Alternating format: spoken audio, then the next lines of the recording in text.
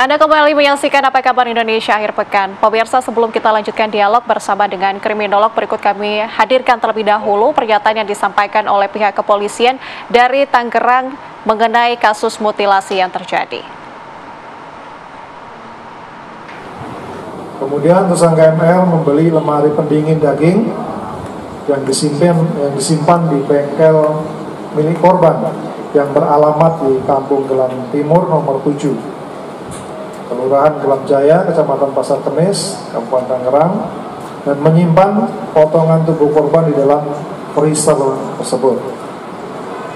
Lalu pada sekitar bulan Februari 2024, bengkel tersebut disita oleh pihak bank sehingga tersangka memindahkan lemari pendingin yang berisi potongan tubuh korban dengan menggunakan mobil pickup yang disewa oleh tersangka ke rumah lain milik korban yang berada di Jalan Baru, Pasar Kemis, Villa Regensi 2, Blok AA3, nomor 24. Oke pemirsa, kami kembali ajak Anda untuk berdialog bersama dengan kriminolog Bu Hanifah. Kalau kita bisa melihat dari dua kasus yang berbeda ini di Bantul dan juga Tangerang, ada kesamaannya, yakni merupakan orang terdekat.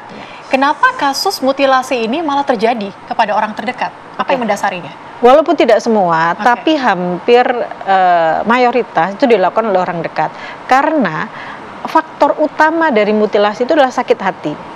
Kalau sakit hati berarti kan ada relasi, ada dinamika. Ketika mereka ada hubungan sebelumnya, sehingga ini relasi ini ada yang memuncak, kemarahannya memuncak dan tidak bisa dikendalikan, sehingga sampai dilakukan pemutilasian. Sebetulnya yang unik dari mutilasi ini ada dua hal. Yang pertama membunuh, yang kedua memutilasi.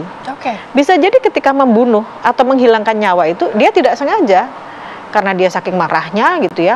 Kalau di kasus yang Bantul itu kan kelihatan dia lagi berantem. Mungkin dia lagi kesel banget, terus dicekik, harapannya dia untuk melemahkan saja, tapi ternyata terjadi kematian.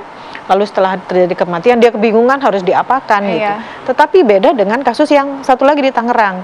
Dari awal dia sudah sakit hati, marah dengan perilaku sepupunya tadi itu. Sehingga ada kemungkinan dia melakukan hal ini karena sudah direncanakan sebelumnya. Ada perencanaan ya. Ya, seperti itu. Jadi biasanya dilakukan oleh istilahnya orang dalam sarung, orang paling dekat yang bisa melakukan hal itu. Karena dia tahu sebetulnya pembunuh itu melakukan hal-hal tertentu, hal-hal jahat itu karena ada beberapa hal. Yang pertama, dia tahu kelemahannya. Yang kedua, dia tahu kekuatan dirinya. Yang ketiga, dia tahu bagaimana akhirnya. Yang keempat, dia tahu bagaimana cara mengelabui hukum.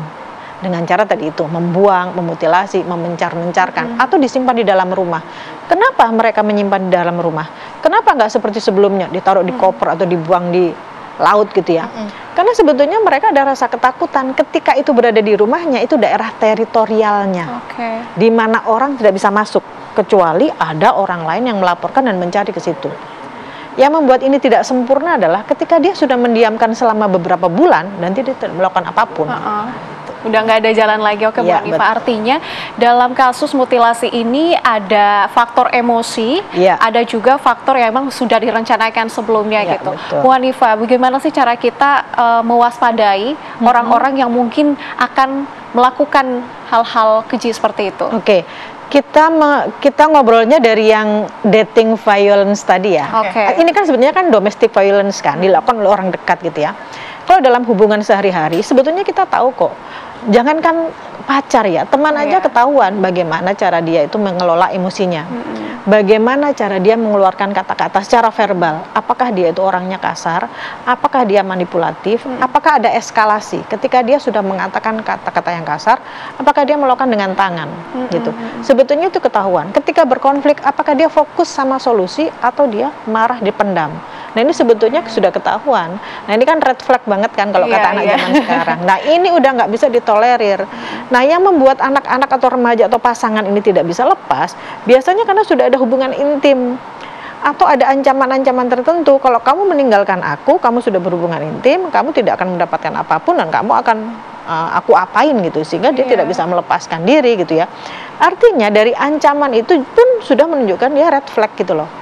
bahwa ini ada sesuatu yang ada di belakang itu seperti apa. Dalam berpacaran pun, dalam berhubungan dia ada kekerasan, bagaimana pada saat dia sudah menikah, ketika sudah disahkan oleh hukum bahwa dia itu menjadi satu institusi terkecil gitu ya, pasti ada kekerasan yang lain. Bagaimana dengan anaknya begitu? Jadi kesulitan juga kalau misalnya sudah diancam, kemudian dia harus memaksa untuk terus meninggalkan kekasihnya, bisa jadi hal-hal yang tidak diinginkan malah terjadi, Bu Hanifah. Sebetulnya begini, karena edukasi kepada masyarakat itu kurang terkait kejahatan, gitu ya, sehingga remaja atau orang-orang dewasa pun itu kita nggak tahu kejahatan itu seperti apa sih.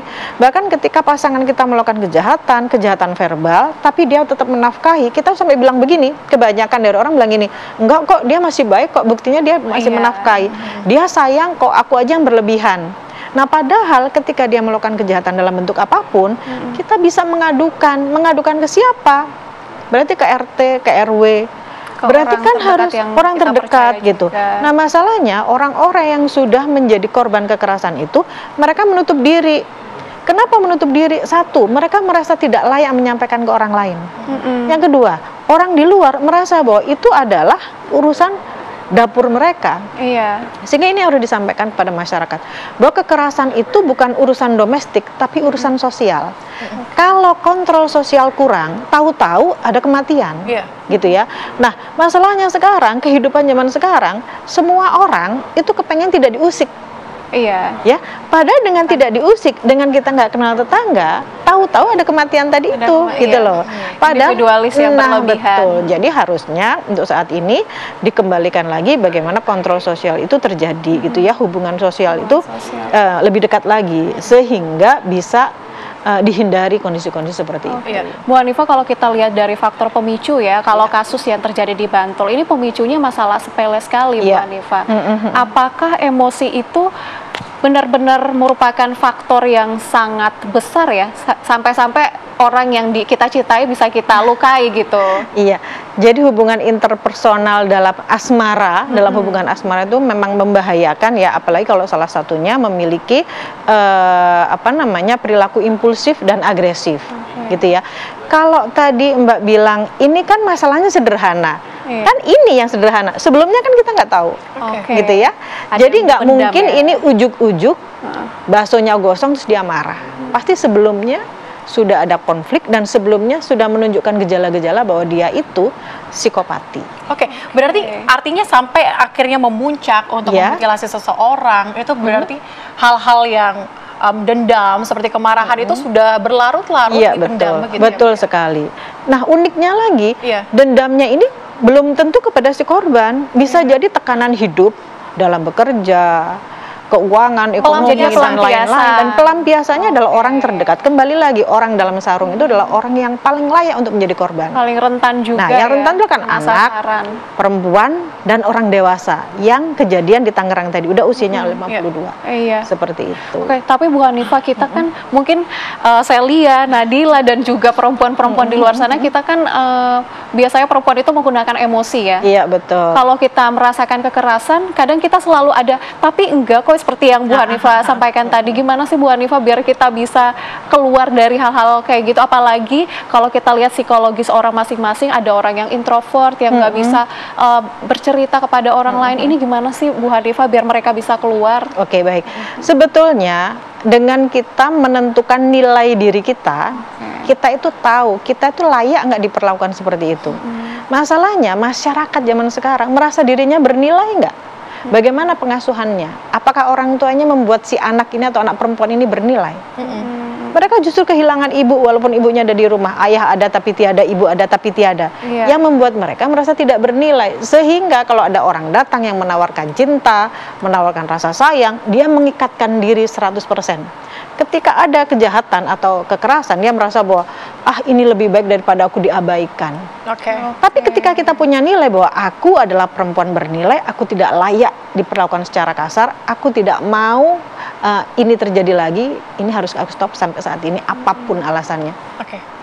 Tetapi kasus seperti mutilasi seperti yang kita lihat saat ini, apakah faktor lingkungan juga mempengaruhi atau seperti apa? Iya, betul sekali. Faktor lingkungan itu, apakah si pelaku ini pernah menjadi korban kekerasan? atau dia hidup di lingkungan yang penuh dengan kekerasan, sehingga kekerasan itu baik verbal maupun fisik itu menjadi sesuatu yang biasa, gitu ya. Ketika ini menjadi hal yang biasa, dia nggak bisa ngerem. Misalnya dia di dalam rumah nih dengan orang tuanya, dia selalu dikata-katain, dihina. Jadi kata-kata yang hinaan tadi itu biasa dia keluarkan, gitu. Lalu yang terakhir adalah hukuman yang tidak spesial, gitu. Ya enggak? Ini karena ini juga iya betul sekali. Ya? Ini pembunuhan, tapi pembunuhannya kan beda dengan memutilasi, gitu. Kalau kita masukin ke extraordinary crime, ini boleh dong. Iya, jahatnya luar biasa, gitu loh. Ya enggak? Sadis sekali, gitu. Artinya banyak sekali orang-orang yang saat ini mengalami gangguan kejiwaan, gangguan mental yang berakhir dengan merugikan orang lain.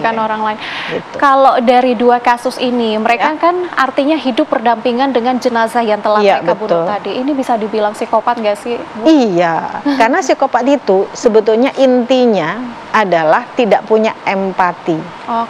Ya kan? Tidak punya rasa bersalah. Dua hal itu. Artinya dengan dua kasus ini, mereka tidak punya rasa bahwa bersalah. Dia tidak tadi sempat Bu Hanifah sampaikan bahwa mereka merasa bahwa menyimpan di dalam rumahnya itu aman. Daerah teritorial dia. Cuman aman saja kah? Bukan rasa bersalah? Mungkin ada rasa bersalah karena secara naluri ya. Tapi itu prosentasenya mungkin nggak sama seperti kita yang bermoral gitu. Karena gini Mbak, sebetulnya kita itu kan punya ya sifat-sifat jahat ya. Walaupun pada saat bulan puasa kita pengen bergibah, tapi tidak kita lakukan karena apa? Kita punya pengendalian diri. Nah, orang-orang jahat ini tidak punya pengendalian diri. Gitu. Jadi pengendalian diri kurang, ditambah dengan kemarahan yang memuncak, ditambah satu lagi dia tidak punya solusi. Gitu. Ini yang membuat komplikasi dari sebuah kejahatan tadi itu combo jadi kejahatan tadi. Bu Hanifah, bagaimana sih Bu Hanifah caranya agar kasus ini tidak terjadi lagi dan jadi pelajaran untuk masyarakat di luar sana agar tidak melakukan hal ini? Baik. Nomor satu ya, balik lagi kita harus mengedukasi masyarakat. Bagaimana caranya? Caranya itu harus masuk ke lingkungan paling kecil, yaitu RT RW, ke pengajian, bahwa kita kita menolak kekerasan dalam bentuk apapun. Satu. Yang kedua, karena kita menolak kekerasan dalam bentuk apapun, artinya kita sebagai tetangga, sebagai teman, kan kita harus aware, ya enggak, ke kekerasan itu sendiri. Bagaimana perubahan sikap teman kita, anak kita, tetangga kita. Yang kedua, kita minta ke pemerintah untuk membuat kebijakan tadi itu. Bagaimana undang-undang, kelanjutannya seperti apa? Apakah pelaku mutilasi ini harus tetap disamakan dengan pembunuh yang biasa, gitu ya? Lalu melihat lagi bagaimana ya itu aja cukup. Harus ada langkah konkret, harus ada kebijakan yang lebih tegas untuk para pemutilasi seperti ini ya, agar kasus ini tidak terulang lagi. Satu lagi yang saya ingat. Ketika kita mengetahui bahwa kita ada sesuatu yang aneh, sebaiknya kita segera menghubungi rumah sakit atau lembaga-lembaga konselor untuk menyelesaikan masalah kita. Sadar diri. Sadar diri. Bu Hanifah, terima kasih sudah bergabung bersama dengan kami hari ini di Apa Kabar Indonesia Akhir Pekan, bercerita banyak, membahas banyak terkait dengan kasus mutilasi yang terjadi di dua lokasi berbeda. Terima kasih Bu Hanifah.